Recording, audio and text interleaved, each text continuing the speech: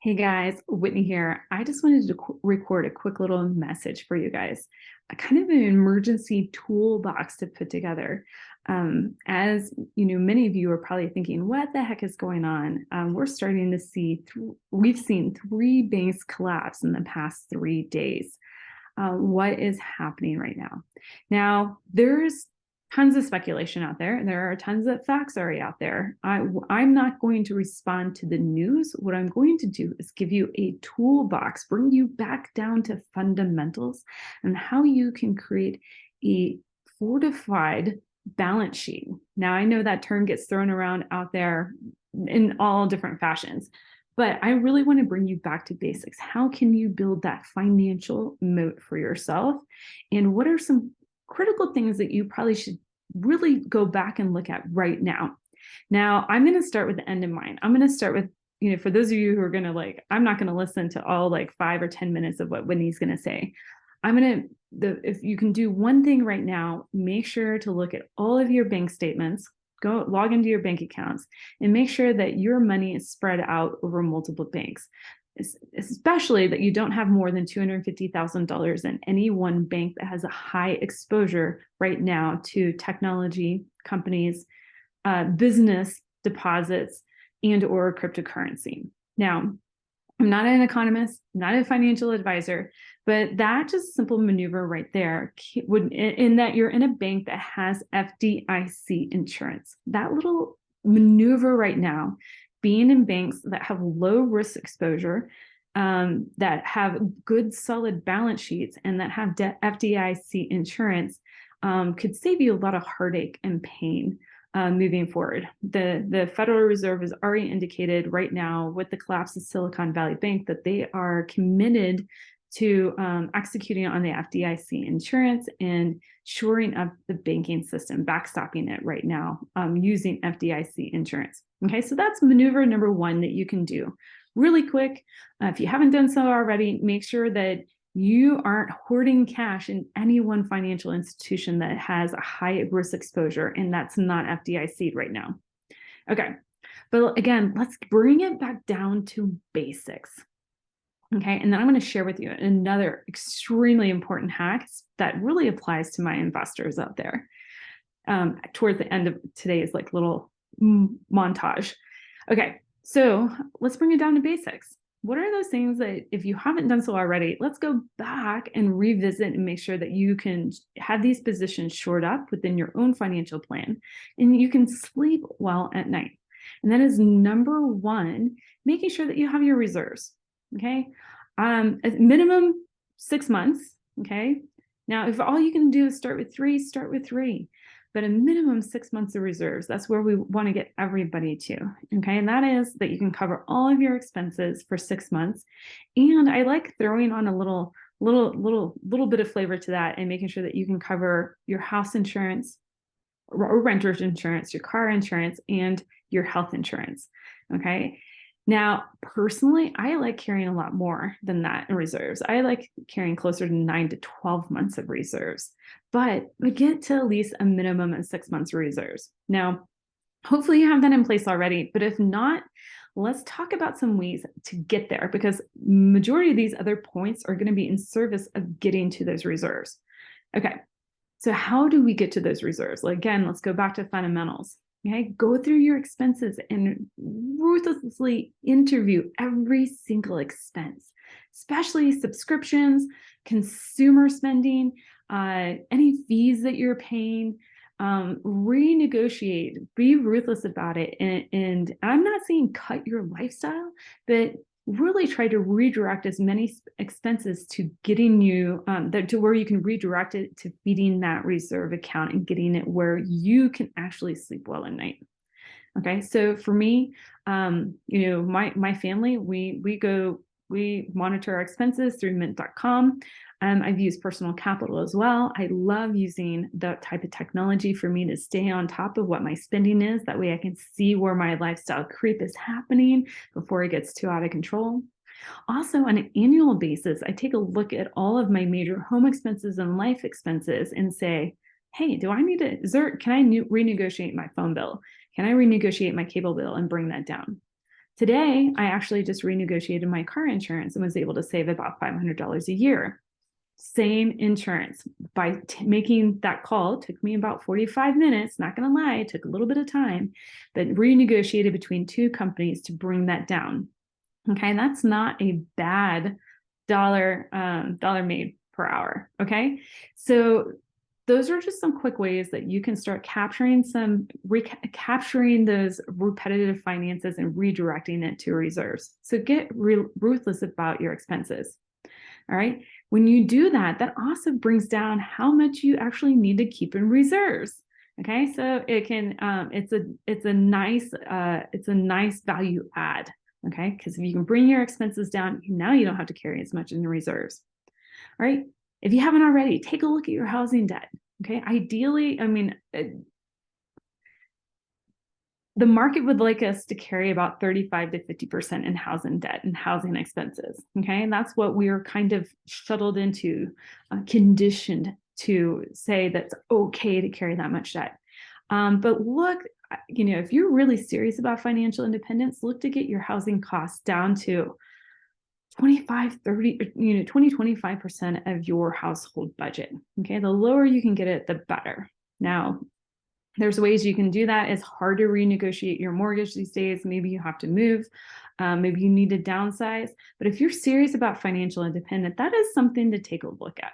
Okay, so let's get serious about cutting our expenses, eliminating what makes sense, renegotiating our bills, getting rid of all those destructive expenses, renegotiate your housing debt. Okay, get rid of your personal debt. Again, all these savings add up. All these like little 1% and 2%, reduction in our expenses can really add up over time. Okay, so eliminate your personal debt. If you haven't paid off your car loan, if you haven't paid off your credit card debt, that can help free up some extra cash. All right, now that's tough right now because I am pretty well read on the market, and a lot of people are dipping into their personal reserves in the past 6 months in order to pay for inflation. Okay, again, this is the time to not allow that the inflation to take hold, but how can you pivot your finances in your own personal situation to respond to inflation? Okay, don't just ignore that it's there. It's here to stay, and we need to figure out how to deal with that. Okay. If you haven't done so already and you're a real estate investor, make sure your real estate is only about 60 to 70% levered. Now, a lot of people are in a really good financial position with their real estate because the asset prices have gone up, okay, over the past couple of years. However, if you're taking out new loans, consider getting a 70% loan, maybe max 75% loan to value. Now, a lot of people would really disagree with me here, because they'd be like, Whitney, why not get 80% loan to value? Well, because I'm not convinced that asset prices aren't going to flatline a little bit or come down. There isn't going to be some sort of correction in the market. And I don't want that to be your equity on the line.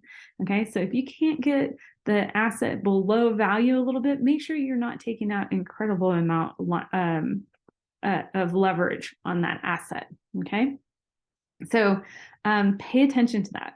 Now, there's another way we can use those lines of credit, that equity, and that is making sure that if you have any access to business lines of credit or home equity lines of credit or lines of debt that you can put on your property, say if it's paid off in all cash, get those open.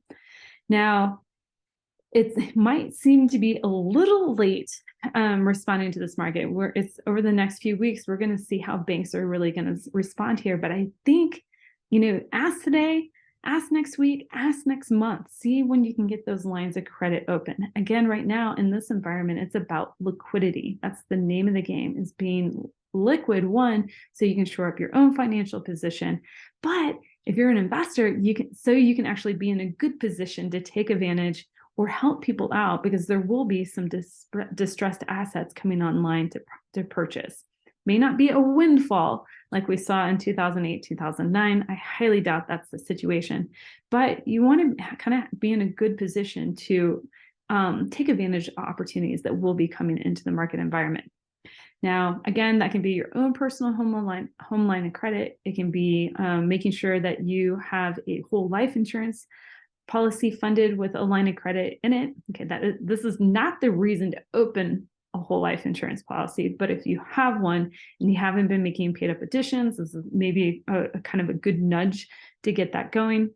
Also, if you have any property owned and all in cash, see if you can get a line of credit taken out against that or other businesses. Okay, now conversely, getting these lines of credit open are one thing, but once you get them open, what do you do with them if you don't have an asset to purchase? Okay, because in this type of environment, it is not out of the ordinary for banks to cut lines of credit or reduce lines of credit. So you could consider, if you have an opportunity that you can see coming on the horizon, it might be beneficial for you to take part or all of that line of credit and put it in cash. That way the bank can't reduce the line of credit on you. Okay, this comes at a cost. And right now, for most people, that cost is going to be about somewhere between 6 to 8% minimum to have that line of credit sitting in cash. Okay, so what are you to do?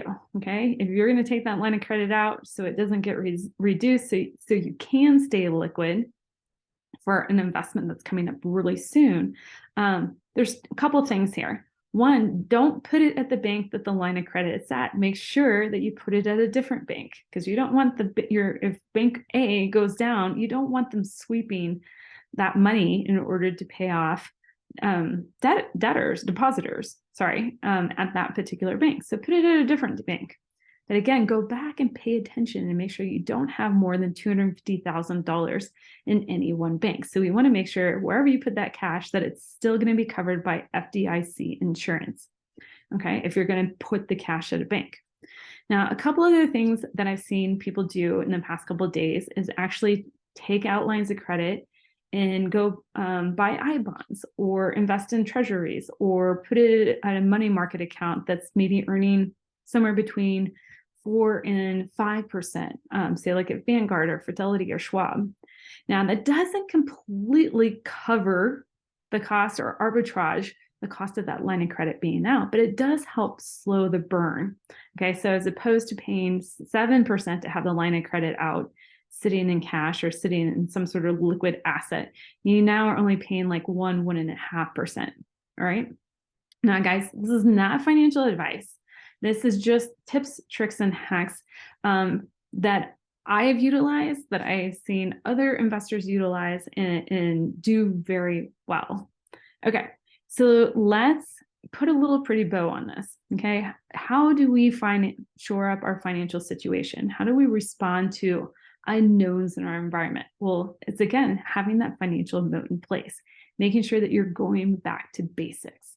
And those basics are: make sure that you have your personal reserves set. Minimum 3 months, ideally 6, get to 12 if you can. Okay, you're going to sleep so much better at night. How can you get to that reserve account? Well, look at how you can ruthlessly, pragmatically bring down your expenses, because it's a double-edged sword. If your expenses are low, your reserve accounts can be lower. Okay, so now you have more cash flow to go do fun things with. Okay, that can be through a myriad of ways. One, going through your own personal bank accounts and your credit card accounts and reducing where you can, getting your housing debt reduced and under control, trying to get it definitely below 30%, if not below 20% of your household budget. Okay, eliminating personal debt. Okay, the faster that you can get those credit cards, car loans, consumer debt paid off, now you have more cash to throw at your reserves. Once your reserves are met, now you have more cash to live life and go invest. Fantastic, right? All right. Make sure that you're not over leveraged on your real estate. Okay. Make sure that you have those lines of credit open, so you can take advantage. You have an access to cash flow or access to cash to take advantage of assets that might be coming into the environment. All right, guys, I hope you found this little presentation useful. Also kind of like help settle everybody's nerves in response to, what we're seeing with the Silicon Valley Bank collapse. Another little tidbit that might help people's nerves is that you can actually reach out to the customer service on your particular bank and ask them specifically for a link to their holdings and make sure that they don't have a huge exposure to business lines of credit. Okay.